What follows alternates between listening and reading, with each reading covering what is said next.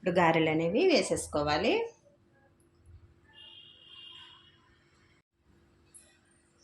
ఈ విధంగా చేత్తో తీసుకొని ఇలా వేసుకుంటే సరిపోద్దండి. ఆయిల్ కొంచెం వేడెక్కించుకొని మంట స్లో ఫ్లేమ్లో పెట్టుకోవాలి. ఫస్ట్ హైలో పెట్టేసుకొని తర్వాత స్లోలో పెట్టేసుకోవాలండి.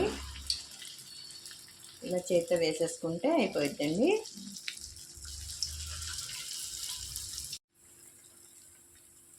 ఇలా స్లోగా తిప్పేసుకోవాలి.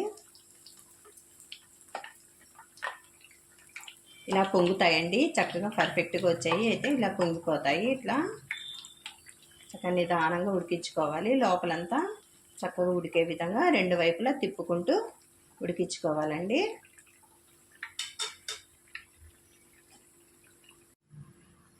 ఇట్లా రెండు వైపులో ఈ కలర్ రావాలండి. ఈ కలర్ వచ్చే వరకు ఉంచుకోవాలి.